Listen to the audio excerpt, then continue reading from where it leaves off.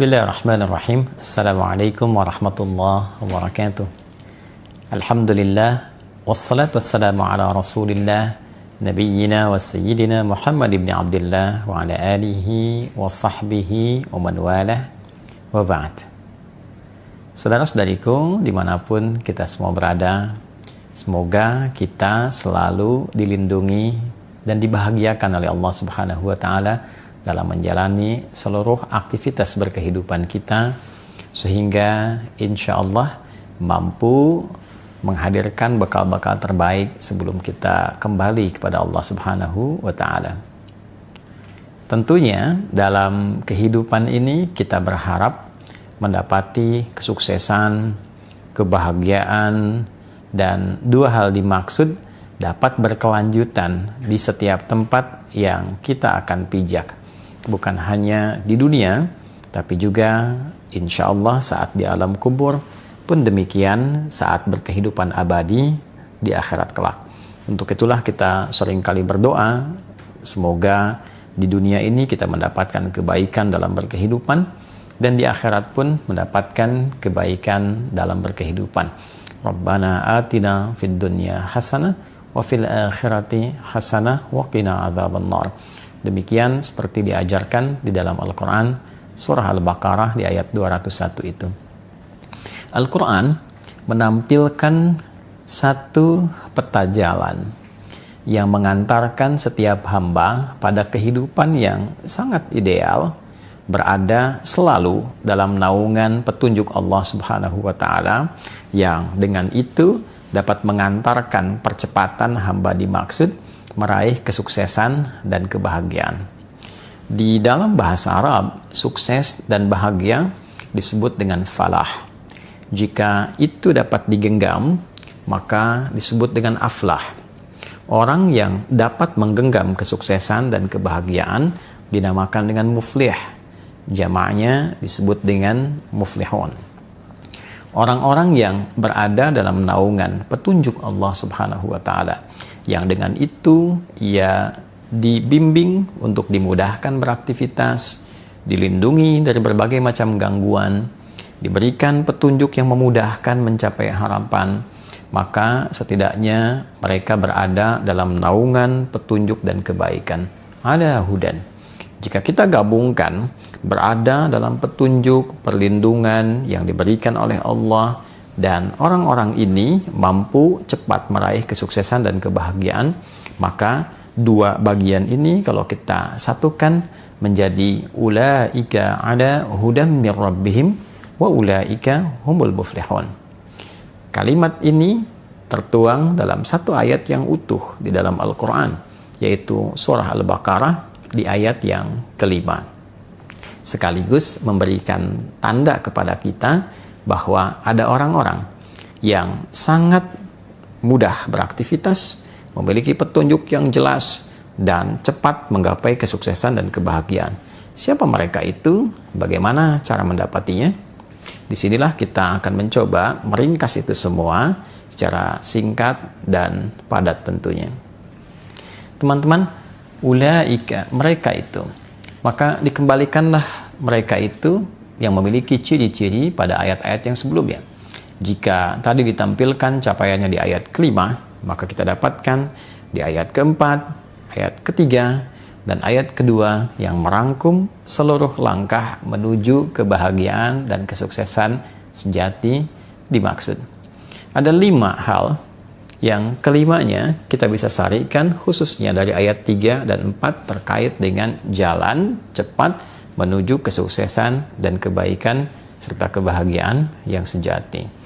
Yang pertama, alladzina yu'minuna bil ghaib, yaitu orang-orang yang selalu mengupgrade imannya kepada Allah sekalipun Allah belum nampak secara langsung dalam pandangannya. Jadi syarat pertama, seseorang ingin mendapatkan kedekatan dengan Allah, sehingga ketika terbangun relasi yang dekat ini, aksesnya terbuka untuknya. Jika seluruh akses terbuka, maka tentu konsekuensinya kesuksesan, kebahagiaan mudah sekali didapat. Dalam kehidupan, ini bisa ditafsirkan dengan logika yang sangat sederhana. Anda memiliki akses dimanapun, dalam keadaan apapun. Akses yang mempercepat harapan dari apa yang ingin Anda capai. Tidak ada yang semisal dengan Allah, laisa kamitslihi syai'. Namun dalam kehidupan duniawi kita saja, orang yang punya akses kepimpinan mudah sekali mendapatkan beragam macam bentuk kemudahan dalam beraktivitas. Demikian seterusnya. Maka bagaimana dengan orang yang memiliki akses yang sangat kuat kepada Allah Subhanahu wa Ta'ala? Maka dengan akses yang kuat itu, kedekatan yang lebih itu, Allah pun membuka seluruh jalur-jalur kemudahan dalam berkehidupan. Baik itu di dunia, di alam kuburnya, sebelum wafat, wajahnya tersenyum. Saking bahagianya dia mendapatkan satu paparan keindahan yang akan dia raih setelah dia wafat itu. Pun demikian dengan akhirat. Bukan sekedar harapan, tapi dia memahami itu sebagai janji yang pasti yang akan ia peroleh. Maka syarat pertama adalah berusaha untuk terus meningkatkan iman. Tidak sekedar beriman. Ada amanu, telah beriman. Ada yu'minun, selalu meningkatkan kualitas imannya. Selalu mengupgrade keadaan imannya. Maka syarat yang kedua, sekaligus juga menjawab dari paparan yang pertama. Bagaimana cara kita meningkatkan iman kita, mengupgrade iman, sehingga dengan itu terbangun satu relasi yang kuat dengan Allah Subhanahu wa Ta'ala. Maka yang kedua, wa yuqimunas shalah, berupaya menunaikan sholat dengan sempurna sesuai kemampuan kita.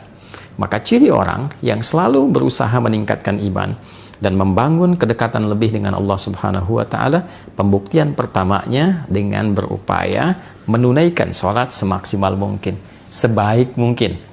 Bisa berisi pemaknaan kuantitas. Ada orang yang mencukupkan sholat fardu saja.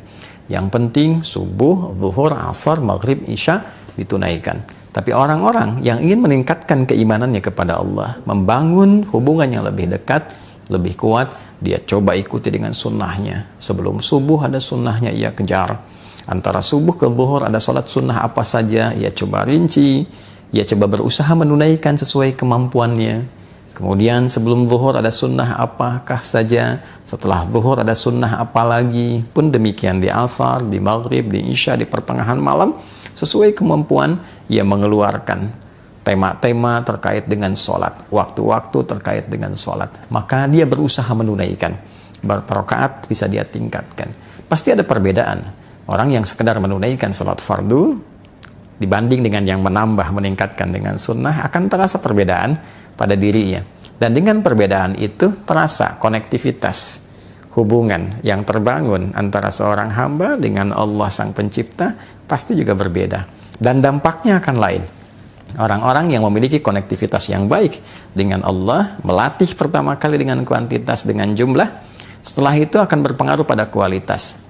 Yuqimun bukan sekedar menunaikan, tapi ia merasakan kehusyuan di dalamnya, kenikmatan dalam menunaikan sholat. Maka mulai mencoba memahami mengapa tangannya mengangkat seperti ini, kenapa harus baca Allahu Akbar, apa maknanya Allahu Akbar. Kemudian juga dia berupaya memahami iftitah, berusaha memahami Al-Fatihah, sehingga 3 bagian tubuhnya berfungsi secara maksimal saat menunaikan sholat. Tangannya bergerak, lisannya bicara, organ tubuh bagian luar. Kemudian pikirannya menerjemahkan, mulai bagian dalam. Intinya nanti rasa hati yang merasakan. Ketika lisannya bicara Allahu Akbar, pikiran menerjemahkan Allah Maha Besar, hati meresapi. Ya Allah, aku berikrar Engkau yang Maha Besar, Maha Agung. Namun dalam keseharian seringkali aku membawa keagungan, keangkuhan, dan itu menjadi hal yang tidak baik. Lalu diresapi, ditaubati, masuk ke iftitah. Allahumma ba'id baini wa baina khatayaya, ataupun wajah itu dan yang lainnya sebagai bagian dari komitmen untuk memperbaiki diri, menjauhkan dari kekurangan, dari kesalahan, membangun kesolehan dan kebaikan-kebaikan baru. Itu dampaknya sudah sangat luar biasa. Jadi bila itu kita latih akses terbuka, setelah kita mendapatkan akses itu, bagaimana membangun sifat yang ketiga? Wa mimma razaqnahum yunfiqun, adalah orang-orang yang mampu berbagi kebaikan dirinya dengan meningkatkan kemuliaan sosialnya. Jadi ada amalan sosial. Setelah baik secara individu, ya, secara pribadi, ia bagi kebaikan itu secara komunal, secara sosial. Jadi Satu, meningkatkan keimanan. Dua, melatih itu dengan menunaikan sholat, terkoneksi dengan Allah, dan pancarkan kebaikan personal itu dalam komunitas sosial. Berbagi dengan ilmunya, jika dia punya ilmu. Berbagi dengan materi, jika ia memiliki kelebihan materinya.